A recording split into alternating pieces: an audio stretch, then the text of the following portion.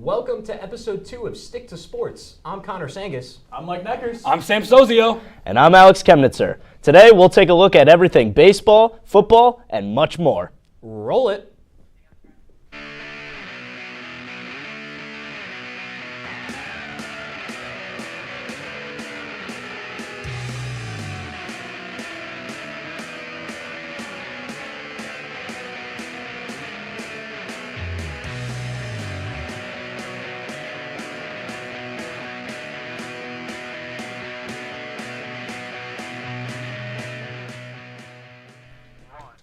Guys, that's still not us, but that's all right because October is here and playoff baseball is back. The NLCS and ALCS are set as we are down to our final 4 teams. Before we talk about the current matchups, I want to go back in time last week, 2 weeks ago, and look at the matchups that got us here, starting off with the Mets and the Phillies. Connor, how do you feel about this Mets team momentum continuing into this postseason, the NLCS series? I mean, in one word to describe the Mets, oh my God, that's actually 3. But, I mean, the Mets in Game 5 were just led by the absolute amazing performance of their team captain, Francisco Lindor, who hit a grand slam in the 6th inning to really seal the 4-1 victory over Philadelphia. Their first postseason series win at home in 24 years. I mean, in my opinion, I know we all love talking about offense here. I think the Mets are really in this position because of their 3-headed rotation monster of Manaea, Quintana, and Severino. I completely agree with you, Connor. One of my things on my notes here is that Manaea has been pitching, especially in the second half of this season, heading into the postseason. He has looked phenomenal. I mean, basically unhittable. Against the last game of the Phillies, where they closed out the series, he had 7 innings pitched, only 3 hits, 1 earned run, and his dominance is going to be needed if the Mets are going to continue this run. Francisco Lindor, as you mentioned, but I want to highlight Mark Vientos, who is batting .563 in this postseason with an OPS of 1.674. I mean, that's unheard of.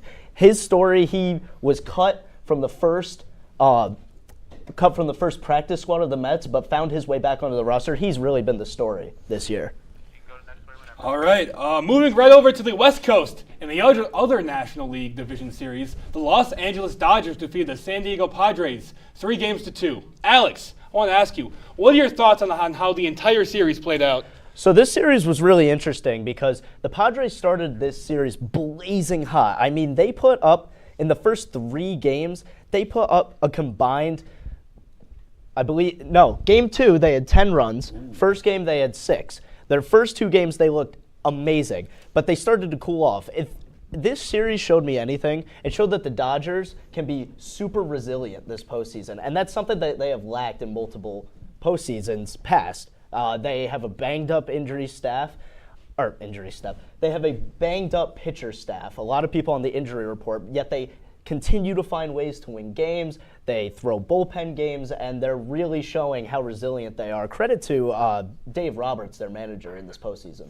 Yeah, I agree with you 100%. I mean, the Dodgers pitching got a lot better, especially in Game 5. The Padres' big 4 of Luis Arias, Fernando Tatis Jr., Jurickson Profar, and Manny Machado were all 1 for 14 in Game 5. And the Dodgers did all of that without Dustin May, Tyler Glasnow, and Clayton Kershaw, their big 3 in all of their starting rotation. And I will just say, boys, the Dodgers have had a really, really impressive season so far. They're trying to carry the momentum into this series against the Mets, which we're going to touch on a little bit later. But it's just been a great season for them so far. Absolutely, Mike, absolutely. Next, we move on to the American League, where we saw a thrilling 5-game series between the Tigers and the Guardians. Connor, what pushed the Guardians over the hump in Game 5? Well, in Game 5, the Cleveland Guardians went up against the heavy favorite for the AL Cy Young, Tarik Skubal. And, I mean, Tarik Skubal coming into this game had a 28-inning scoreless streak. 17 of those innings were in the postseason, and they jumped on him. Lane Thomas hit that big grand slam to really propel them to that 7-3 victory. And Cleveland was just the deeper team, in my opinion. Yeah, no, this whole series, I mean, this whole series has been a testament to Ace's pitching. I mean, such low-scoring games, a lot of these games with big go-ahead plays. I mean, Kerry Carpenter hit a 3-run homer in a scoreless game in Game 3, 0-0 the whole time, top of the 9th, go-ahead 3-run homer. I mean, big plays have been the difference of this series, and I love the Tigers. I love their story. I love the scrap that they showed, and it pains me to see them ultimately fall, but I thought both teams showed a lot of heart and a lot of guts. Yeah, and the Tigers are not done. I mean, half of their roster is under the age of 20. They will be back. They have an experienced manager in A.J. Hinch, who is the brain behind all of those deep Houston Astros playoff runs. Unfortunately, lost his job due to the sign stealing scandal, but he has so much postseason experience. I 100% agree that the Tigers will be back. Absolutely. And finally, we saw the Yankees take down the Royals in 4 games. Alex, what are your thoughts on the resurgence of playoff Giancarlo Stanton? Man, it is electrifying to see. It is so refreshing to see people on this Yankee squad step up and come to the plate. Stanton batted .375 in this series with an OPS of 1.32, still finding ways to get on base, walks, regardless, you name it. Just had 2 doubles, had a go-ahead home run to take the lead in Game 3. Just love to see Stanton pull through. We need to see more out of Aaron Judge. His postseason struggles continue, but for the most part, the biggest stat that jumped out to me for the Yankees in this series is their bullpen didn't allow an earned run, and that was the big question mark heading into the postseason for the Yankees, was their bullpen going to hold up? As for right now, the answer to that question is yes, so I'm just hoping that continues. Also, last point I want to add is that the first game of this series had the most lead changes in postseason history for a game with 5. And I find that really hard to believe. That just shows you the guts between these two teams through this series. Yeah, I thought the Yankees did a very good job going back to the bullpen. That combination of Holmes and Weaver as an 8-9, now that the Yankees have moved Clay Holmes away from the high-pressure closing situation, they've really told him to start throwing his sinker right down the middle because it'll sink, and it's 98 miles an hour. Not that many guys can make contact with it, and if they do, it's a weak ground ball. Absolutely. And, hey, boys, now the Yankees are in the ALCS, playing right now, but we're going to take a quick break. Don't go anywhere. When we come back, we'll shift over to Week 6 of the NFL season and get you ready for the fast break. Would you like to try snacks from faraway lands? Or snacks with bizarre flavors? How about snacks in new ways? Or snacks you've never tried before? You don't have to go far to find these snacks. They can all be found here at Snacks on West 1st Street.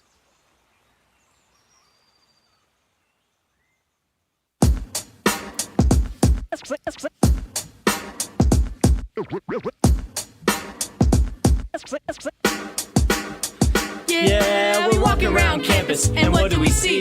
All these clubs are looking. They looking for me. There's hockey, There's improv, so much to see. So let's go try them out and see how they be. Come on and please watch. Our embarrassments free. Tune in to Amateurs on WTOP. Happy Friday, Lakers, and another beautiful day here in Oswego, New York. I'm DJ Don Perone, and I'm happy that you're starting your weekend off right listening to WNYO 88.9 FM, the Laker Radio Network. I said, darling, can you see? There's no room for us. There's no room. Now our lives are tainted. Promises keep slipping. And I always knew it wasn't you. It wasn't you. Now our lives are tainted. Promises keep slipping. And I always knew it wasn't you. It wasn't you. Welcome back to Stick to Sports. In celebration of Jerry Jones' 82nd birthday, the Cowboys lost 47-9 to the Detroit Lions, their biggest home loss since Jerry Jones became the owner of the team in 1989. And guys, see this right here? I've been a Cowboys fan my entire life. Jerry Jones, Mike McCarthy, look at me. This is what happens when you embarrass a franchise, when you let us down year after year. I'm going to rip this thing in half. Connor, should I do it? I think you should. Actually, we're still better than the Raiders. Whatever.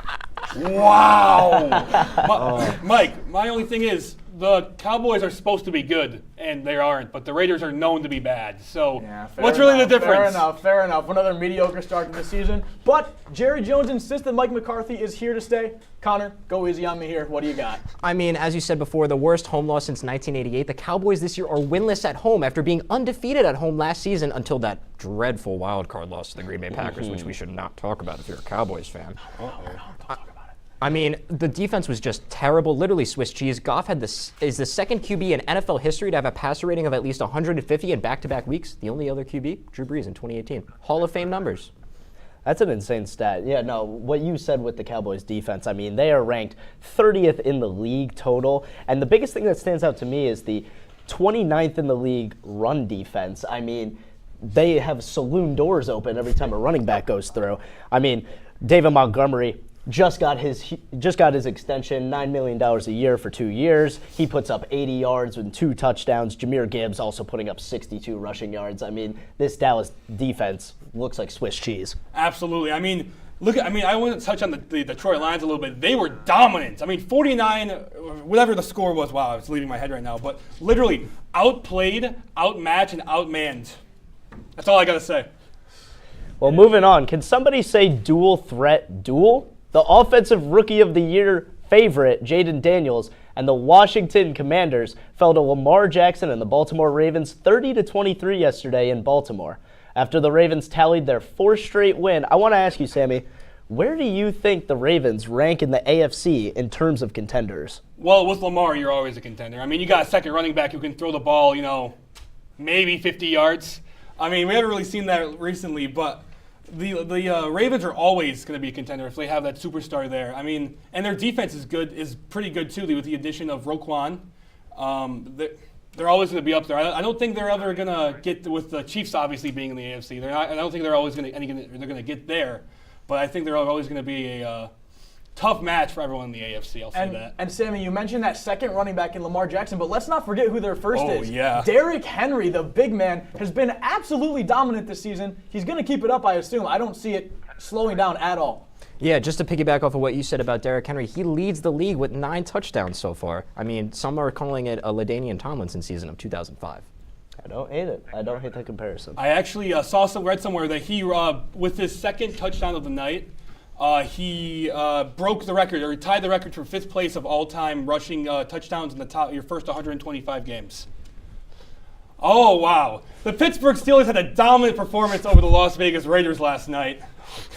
Justin Fields was matched up against his old offensive coordinator, Luke Getsky, and showed him that he can pick up 2 rushing touchdowns and 60 yards in the run. Najee Harris finally eclipsed the 100 yards rushing and a touchdown, of course, when I have him on my bench. And in his first career start this season, Aiden O'Connell threw for 227 yards, a touchdown, and an interception. Now, Mike, I wanted to ask you, how can the Steelers keep this momentum going? And what can the Raiders do to keep their heads up after this blowout loss? Yeah, Sammy. Still a little upset about the Cowboys, but hey, we beat the Steelers, didn't we?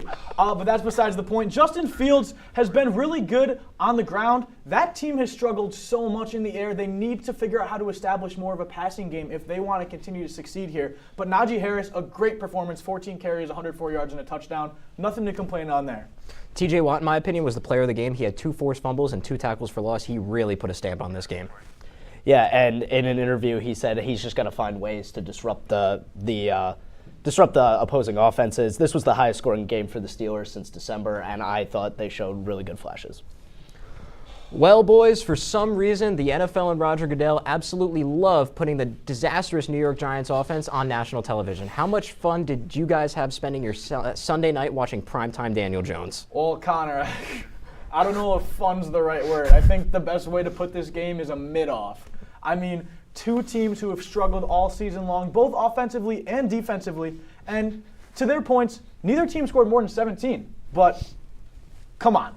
I mean, 2 quarterbacks who both, with how much money they're making, should be performing at a much higher level than they are. I mean, Daniel Jones, $160 million. Joe Burrow, I'm not sure how much he's making, but I know it's a lot of money, a lot more than I'll ever make. And they both went around. They both finished with around 20 completions, just over 200 yards. Daniel Jones with 1 interception, Burrow with none, but neither of them threw a touchdown pass. Yeah, no, and we saw a career-long 47-yard touchdown run from Joe Shiesty himself. I mean, That's just something that only the Giants would give up. I'm sorry, Connor.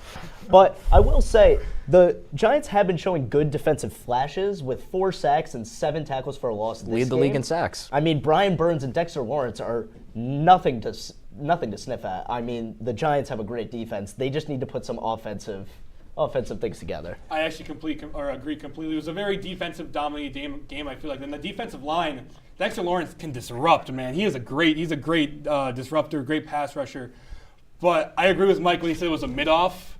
That's all I can really say about that. New York Giants. New York Giants. Mid. New York Football Giants. Mid. All right, folks. When we return, we'll intro the fast break and throw out some burning questions you won't want to miss. Stick to Sports. We'll be right back on WTOP-10.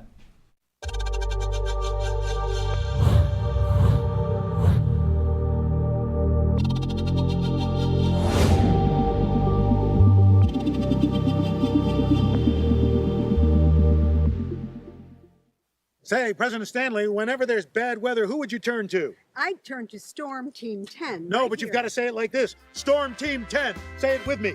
Storm Team 10.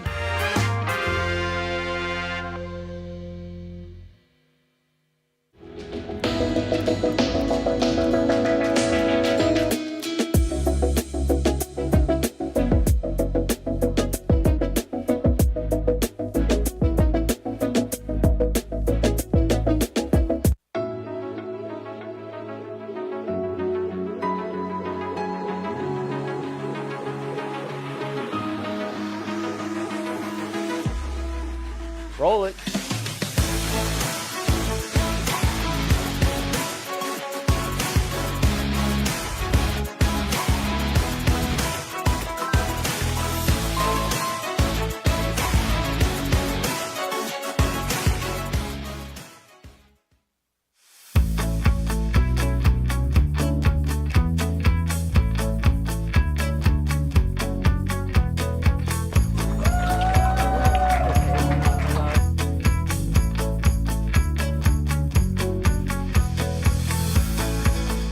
Jill told me it was Kitty from Glee. Yeah, what is it? Al Roker.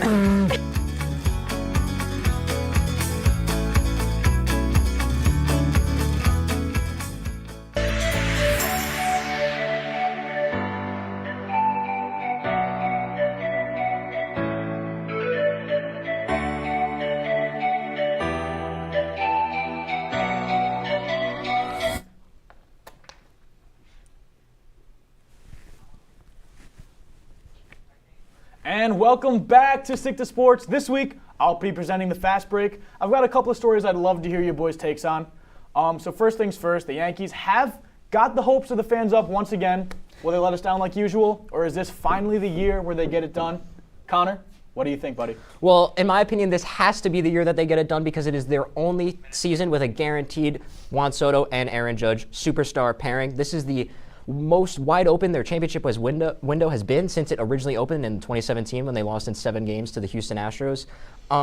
With your key star veterans making over $30 million a year, they're all over 30. Judge, Cole, Stanton, they're only getting older. It's got to be this year.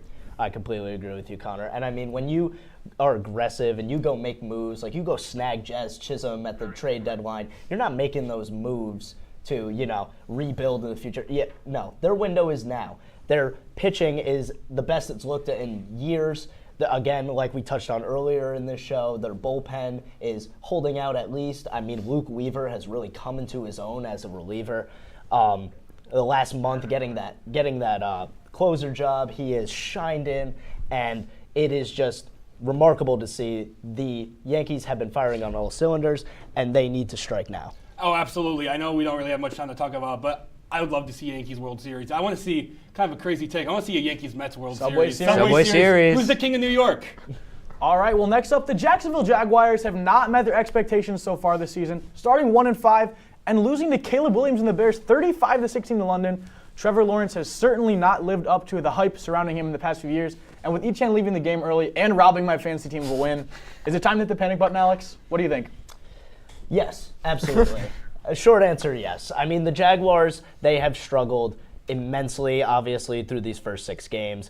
As we've seen from other teams throughout different seasons where they're not afraid to pull the trigger and fire a head coach, I think over the next week or so, I think we see Doug Peterson really use the last tools that are in his arsenal to kind of, give this team a little bit of life to save his neck. But I think his head is on the chopping block for getting fired, and I really don't see him having that job in 3 weeks. Oh, absolutely. I mean, when you really think about it, you paid this superstar QB amazing salary. He's once one of the highest paid, for a little bit because everyone got paid this summer, but he was one of the highest paid quarterback in the league.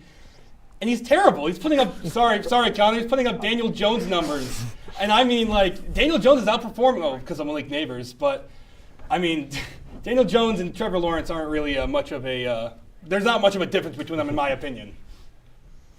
And last but certainly not least, actually, it might be the least, it's Deshaun Watson, guys. The Cleveland Browns are 1-5 on the season, just like the Jags, and Deshaun Watson 0 for 25 on third down conversions in his last 25 attempts. Sammy, is it safe to say he is the worst quarterback in the NFL at this given point in time? I don't want to say worst because Gardner Minshew and Aiden O'Connell exist, but he's definitely down there. I mean, what happened? My only question is what happened? He was on the Texans, this great QB, top 5 QB, goes to the Browns and just... I mean, you really think about it, it's terrible. I don't know what changed. What it's that he just doesn't understand the scheme. But it's been so long. He sat out the entire last year. He had the entire year to figure out the scheme. And he still has it. Yes, he's one of the worst QBs in the league. I agree with you 100%. I mean, when you look at the stats, it's ugly. Cleveland is the only team that has not recorded 300 yards of offense in a single game. And among all qualified passers, Watson's QBR of 21.5 is lowest. Yeah, the biggest thing that stands out to me, those stats are terrible. The biggest thing that stands out to me is the lack of leadership that he has in that locker room. I mean, you see Jameis Winston, the backup QB, have command of the huddle pre-game. When your backup QB is giving your guys more energy to fight than your starting QB, it divides a locker room, and I really think Deshaun Watson has lacked in that category. I agree with you. It certainly looks like the boys are more amped up to play behind famous Jameis. We're going to take a quick break here on Stick to Sports. Thanks once again for Mike for the fast break. When we come back, the four of us will dive into extra innings. Don't go anywhere. You're watching Stick to Sports on WTOP-10.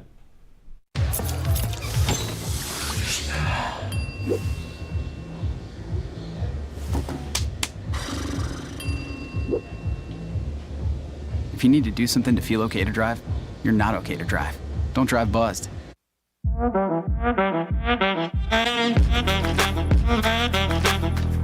Shine on that boy. Look at the bling. Do we got a diamond tester on? Yeah, that's getting bad. Yep. 10 out of 10 recommend on Yelp.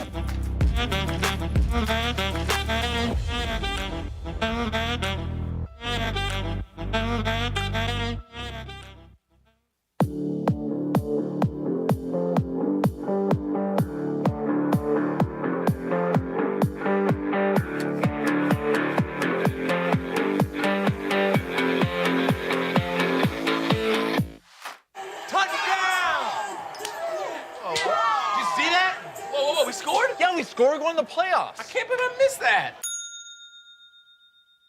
Every time I'm buzzed, I spend too much time on my phone. What? I should take your phone away. No. I'll call for a ride. Wait, why does my face look like that? I'm playing with these new face filters. Okay, you know what? Yep, that's mine. I'm gonna need that back. No. Kevin!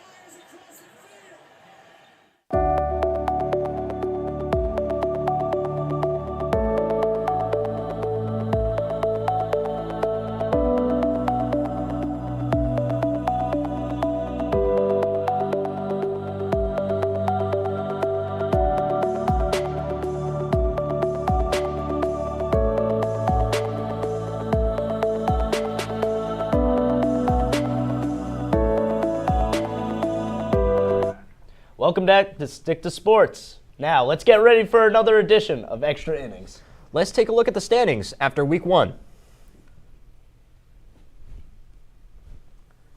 As we can see, Sammy is in the lead, 3-1, followed by Mike and Alex, who are tied for second with 2-2, and I am unfortunately in the basement with a record of 1-3. It's all right, Connor. Let's go, baby!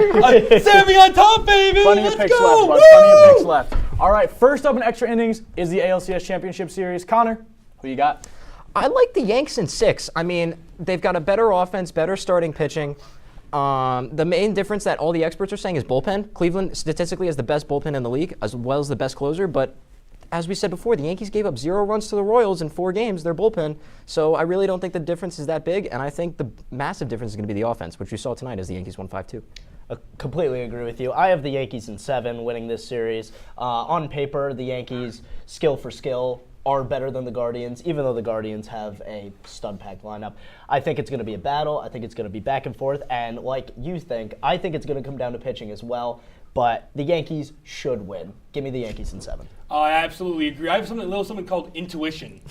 And I go with my heart. Wear my heart on my sleeve. My heart tells me the Yankees in 6. And Sammy, I'm not going to say too much because I completely agree with you. I got the Yanks in 6. I just don't think the Guardians are going to get it done. And up next, just 30 minutes south of Yankee Stadium, the New York Mets, whose series against the LA Dodgers is already underway. A little late to make picks, but Alex, who do you got? I know everybody's high on the Mets. I know everybody is summoning the powers of Grimace. I'm taking the Dodgers in 7.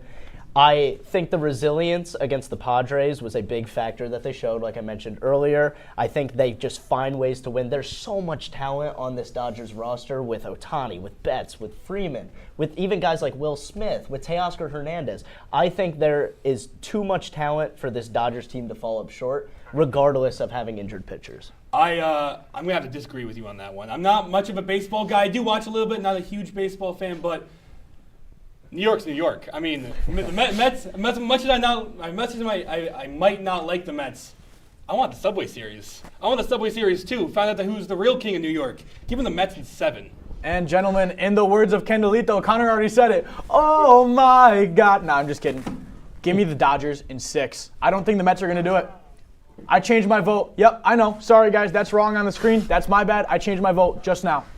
Dodgers in 6. Bit of unpredictability on the show. Well, I mean, we mentioned it earlier, Grimace. The Mets, statistically speaking, since Grimace threw out the first pitch, are the hottest team in baseball. I'm sick and tired of this disrespect on the oh my God New York Mets. I have the Mets in 7. Fair enough. We're going to ride it out with the Cali teams because the Niners are taking on the Chiefs this coming weekend in a Super Bowl rematch. Sammy, who you got? You ever heard the phrase history repeats itself?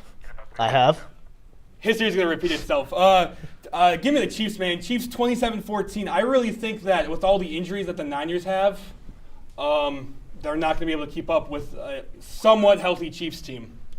All right, and no more change picks for me, but this one might shock you all. I'm going with the Niners, 28-25. I think they're going to shock the world this weekend. I think they're going to beat the back-to-back Super Bowl champions and rain on their parade. I like the Chiefs 27-17. The Niners are coming into this game possibly having to start their third-string rookie running back with Jordan Mason being questionable as of right now. Obviously, Christian McCaffrey dealing with Achilles tendonitis in both Achilles. Yeah. The Chiefs have a better defense, and I think we see some Mahomes magic. I agree with you. The thing that has stood out the most for me with the Chiefs is how amazing their defense is. I mean, not to take one out of Collinsworth's book, but Mahomes is Mahomes. Andy Reid and his connection is amazing, and I just see him out-coaching Shanahan. Give me the Chiefs. Oh, but Connor, you know that's not the only solid NFL matchup this weekend, because the undefeated Vikings are taking on the Lions, who are roaring after a 47-9 blowout win over the Cowboys. Mike, please give us your thoughts. You know, Sammy, I think the Lions are going to do exactly what they did to the Cowboys, to the Vikings. The Vikings have been great so far this season, but I think it's going to crumble at some point. I mean, you can only do so much with the guys on that team, and I'm going to take the Lions 45-17. A blowout here. Wow. I mean, I'm going to completely disagree with you, Mike. I'm going with the Vikings 33-30. I think this is going to be game of the week. I think this is going to be a really close game. Kevin O'Connell, in my opinion, is the coach of the year. We've said that before on the show. The Vikings are at home coming off of a bye. I think this is a perfect story for them, as well as the Aiden Hutchinson injury. This is the Lions' first defense without their star guy. I think it's going to take them a while to adjust to having not as good of a pass rush. Absolutely. You know, you throw in a lot of issues with the Lions, like their X factor going down, which is huge. I'm going to take the Lions, though, because that high-powered offense of that dual threat of Montgomery and Gibbs, I mean, Amon-Ra, Laporta, so many weapons in that offense. I'm really excited to see how Dan Campbell and Kevin O'Connell outcoach themselves. Give me the Lions, though. You know what? I'm not going to dwell too much on it. Give me the Vikings. I mean, Sam Darnold, he's having a great year. I think he's third in MVP voting right now. Give me the Vikings 32-21. And boys, we got to fly through this last one. Baker Mayfield and the Bucs are taking on LaMarvelous Jackson and the Ravens. Both teams coming off a huge win. Throw your picks out there. Connor, go ahead. I got the Ravens 35-30. LaMarvelous Jackson's 22-1 against the NFC. I think it's going to be 23-1. Lamar Jackson, Derrick Henry, most combined rushing yards of a QB and running back duo in history in the first 6 games. Give me the Ravens. They just got their 4th win. They're going to get their 5th straight one. Oh, I'm going to have to disagree. If anyone's going to take down LaMarvelous Jackson, it's going to be Baker Mayfield. Give me the Bucs 35-27. And Baker Mayfield, so much swagger, so much style. He's going to do it 31-24, and that's going to be it, folks. Well, that's all the time we have on this episode of Stick to Sports. Be sure to tune in next week right here on WTOP-10.